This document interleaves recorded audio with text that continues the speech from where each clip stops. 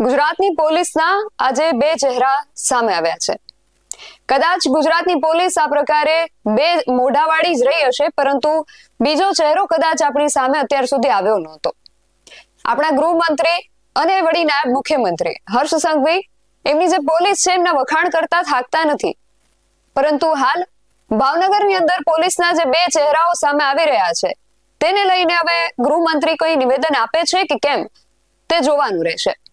હું શેના વિશે વાત કરી રહી છું, શું કારણ છે આ વાત કરવાનું, બધી જ વિગતે વાત કરીએ આ અહેવાલમાં. જય હિન્દ, BSI TV ન્યૂઝ પર આપની સાથે હું છું નિધિ ગઢવી.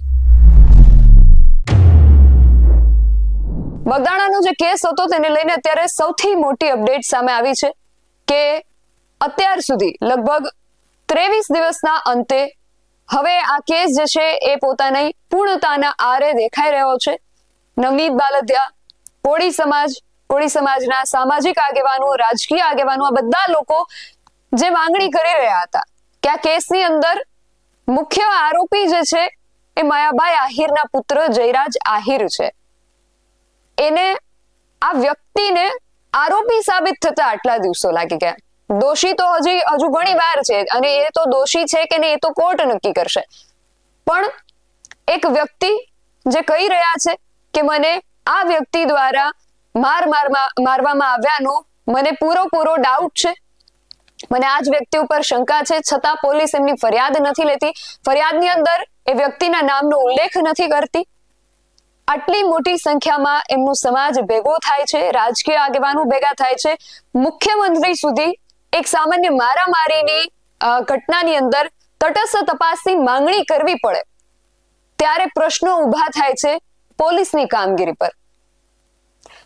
મેં શરૂઆતમાં જે રીતે વાત કરી કે આજે ગુજરાતની પોલીસના બે ચહેરાઓ જોવા મળ્યા. એક તરફ ડીવી ડાંગર અને ડીવાયએસપી રીમા ઝાલા જેવા પોલીસ અધિકારીઓ છે અને બીજી તરફ IPS જયવીર ગઢવી અને ગૌતમ પરમાર જેવા પોલીસ અધિકારીઓ છે. પોલીસના બે ચહેરા જોવા મળે છે. આપણા ગૃહમંત્રી જે છે એ અવારનવાર ગુજરાતની જે પોલીસ છે એના જે સારા કામો છે એના વિશે ખૂબ ગૌરવ સાથે વાતો કરતા જાહેર જગ્યાઓમાં નજરે પડે છે, પરંતુ મારો ગૃહમંત્રીને આજ પ્રશ્ન છે કે જ્યારે પોલીસના બે ચહેરા આવા જોવા મળે છે ત્યારે તમે હવે શું કરશો? તમે પોલીસના IPS જયવીર ગઢવી કે ગૌતમ પરમારના વખાણ કરશો કે PI ડાંગર અને DYSP રીમા ઝાલાને જે એમની ભૂલ છે, એમણે જે ખોટું કર્યું છે એને લઈને તમે એને ટકોર કરશો અને એને સજા અપાવડાવશો? આ પ્રશ્ન છે, કારણ કે આજે પત્રકારોના પ્રશ્નનો કોઈ પાસે જવાબ નથી. પત્રકારોએ જ્યારે ગૌતમ પરમારને આ વિષયને લઈને પ્રશ્ન પૂછ્યો ત્યારે એમની પાસે પણ જવાબ નથી કે શરૂઆતમાં જયરાજ આહિરને ક્લીન ચીટ આપી દેનારા DYSP રીમા ઝાલા અને હવે એ જ જયરાજ આહિરને એ જ પોલીસ હવે આરોપી બતાવી રહી છે.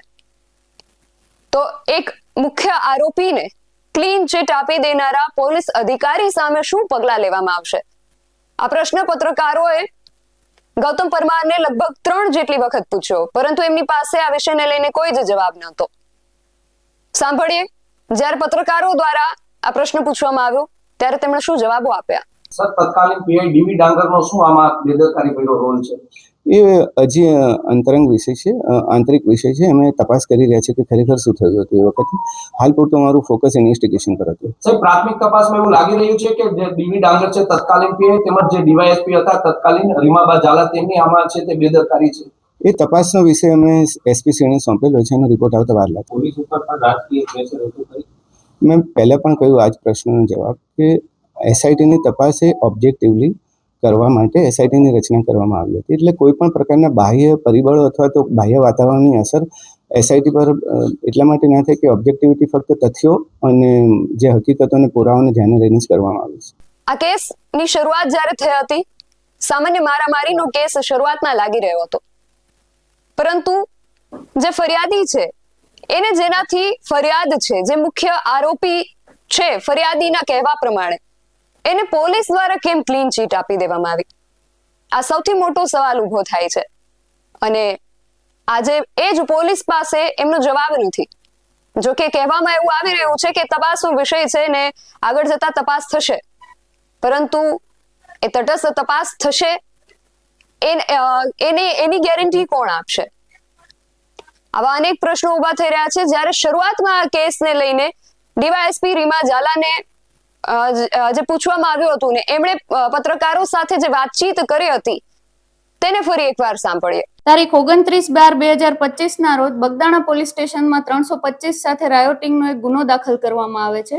આ સમગ્ર બનાવમાં જે ફરિયાદી છે નવનીતભાઈ ડાયાભાઈ બાલેતિયા, કે જે બગદાણા ગામના સરપંચના સંબંધી થાય છે, તેઓ દ્વારા પોલીસને એક માહિતી આપવામાં આવે છે કે રાતે 28 તારીખની રાતે તેઓ જ્યારે એક વરના ગાડીનો પીછો કરી રહેલ હોય એવા સમયે ગાડીમાંથી ઉતરેલ શખ્સો, કે જેમાં 8 અજાણ્યા શખ્સો વિરુદ્ધ જે તે સમયે તેઓ દ્વારા પોલીસ સ્ટેશનને ફરિયાદ આપવામાં આવે છે કે તે ધોકા અને હથિયારો સાથે આજે નવનીતભાઈ છે તેના પર હુમલો કરી અને તેને જમણા હાથમાં ઈજા પહોંચાડી અને ફ્રેક્ચર કરી જતા રહેલ હોય. આ સમગ્ર બનાવ બન્યા બાદ પોલીસ દ્વારા બનાવની તપાસ હાથ ધરવામાં આવે છે. આ સમગ્ર બનાવની તપાસ બાદ સીસીટીવી કેમેરા તેમજ હ્યુમન સોર્સ તેમજ આજ રોજ એટલે કે તારીખ 31 ના રોજ ફરિયાદી શ્રી દ્વારા એક વિડીયો પોલીસને સવારે આપવામાં આવે છે, જે બનાવ સમયનો વિડીયો હોય છે. તે બનાવ સમયના વિડીયોમાં એક નામ હોય છે નાજુભાઈ ધીંગુભાઈ કામડિયા. આ જે નાજુભાઈ છે એમના નામ જોગ આ જે વિડીયોમાં એ મારવામાં આવતો હોય છે, જેથી નાજુભાઈની તાત્કાલિક પોલીસ દ્વારા ધરપકડ કરવામાં આવેલ છે. આ નાજુભાઈને લાવી તેનું નિવેદન લેતા તેની પૂછપરછ કરતા જણાય આવે છે કે આ જે નાજુભાઈ છે એ દારૂના ધંધા સાથે સંકળાયેલ હોય અને અવારનવાર લોકલ પોલીસ તેમજ એલસીબી ને આ જે નવનીતભાઈ ડાયાભાઈ બાલેતિયા છે તેઓ દ્વારા નાજુભાઈની બાતમી આપવામાં આવતી હોય છે. અને આ બાતમીના આધારે લોકલ પોલીસ તેમજ એલસીબી દ્વારા આ જે નાજુભાઈ છે તેના ઉપર ગુના દાખલ કરવામાં આવેલ હોય છે. અને આ વસ્તુની રંજ રાખી, આ વસ્તુને મગજમાં રાખી અને એનો બદલો લેવા માટે થઈ આ નાજુભાઈ તેમજ તેમના 7 મિત્રો દ્વારા જે તે સમયે ષડયંત્ર રચી અને નવનીતભાઈને વરના ગાડીમાં બેસી નવનીતભાઈને બોલાવી અને તેમના ઉપર માર મારી અને તેમને ઈજા પહોંચાડવામાં આવેલ છે. ના, બીજી એક સ્વિફ્ટ ગાડી બી પોલીસની તપાસમાં મળી આવેલ છે. એ સ્વિફ્ટ ગાડીમાં બીજા 4 આરોપી બેસીને આવેલ હતા. આ જે નાજુભાઈ છે તેને પોલીસ દ્વારા આજરોજ હસ્તગત કરવામાં આવેલ અને તેની પૂછપરછ દરમિયાન બનાવ સમયે જે અન્ય સહ આરોપી તેમની સાથે હતા તેઓના નામ નાજુભાઈ દ્વારા પોલીસને આપવામાં આવેલ છે. આમાં રાજુભાઈ દેવાયતભાઈ ભમ્મર, આતુભાઈ ઓગળભાઈ ભમ્મર, વિરેન્દ્રસિંહ જયરાજસિંહ પરમાર, સતીશભાઈ વિજયભાઈ વનાડિયા, ભાવેશભાઈ ભગવાનભાઈ શેલાણા, પંકજભાઈ માવજીભાઈ મેર અને વીરુભાઈ મધુભાઈ શેડા, આટલા લોકોના નામ પ્રાથમિક દ્રષ્ટિએ શંકાના આધારે તેમજ નાજુભાઈ ધીંગુભાઈ કામડિયા દ્વારા પોલીસને આપવામાં આવેલ છે. પોલીસના શકંજામાં અત્યારે 8 માંથી 2 આરોપીને અમે તાત્કાલિક હસ્તગત કરી લીધેલ છે. આમાં કોઈ પણ જગ્યાએ માયાભાઈ આહિર કે જયરાજ આહિરના નામનો ઉલ્લેખ સુદ્ધા નથી કરવામાં આવ્યો. આ એ પોલીસ અધિકારી છે જેમણે શપથ લીધા હતા આપણી રક્ષાના, અને જે વ્યક્તિ આપણા ઉપર કે આપણા જેવા સામાન્ય વ્યક્તિ ઉપર આટલો જીવલેણ હુમલો કરે છે એને આ જ વ્યક્તિ ક્લીન ચીટ આપી રહ્યા છે કે એને બચાવવા માટે પ્રયાસ કરી રહ્યા છે. આપણે ઘણીવાર સમાચારોમાં જોતા અને સાંભળતા હોઈએ છીએ કે પોલીસ ઉપરથી લોકોનો જે વિશ્વાસ છે એ ડગમગી રહ્યો છે અને પોલીસની આ પ્રકારની કામગીરી એ આ વિશ્વાસ ડગાવવા માટે પૂરતી છે. જ્યારે પોલીસ દ્વારા એવો પ્રશ્ન પૂછવામાં આવે કે અમે લોકોની રક્ષા માટે છીએ છતાં લોકો અમારું માન નથી જાળવતા, શા માટે? ડીવાયએસપી રીમા ઝાલા અને ડીવી ડાંગર એનું શ્રેષ્ઠ ઉદાહરણ છે. એનો પૂરતો જવાબ છે કે એક વ્યક્તિ ઉપર જ્યારે જીવલેણ હુમલો કરવામાં આવે છે, જે આરોપી છે મુખ્ય, એને તમે બચાવવા માટે પ્રયાસ કરો, આ કેટલી હદે યોગ્ય કહેવાય? અને ગૃહમંત્રીને ફરી એકવાર પ્રશ્ન કરવો છે કે જ્યારે તમારી પોલીસ જે છે એ સારા કામો કરે છે તો તમે ગૌરવ સાથે એની જાહેરમાં એના વખાણ કરો છો, તો આજે તમારી ગુજરાત પોલીસના જે 2 ચહેરાઓ જોવા મળ્યા છે એમાં હવે તમે શું કરશો? છે હિંમત જાહેરમાં એ પોલીસને દોષી કહેવાની?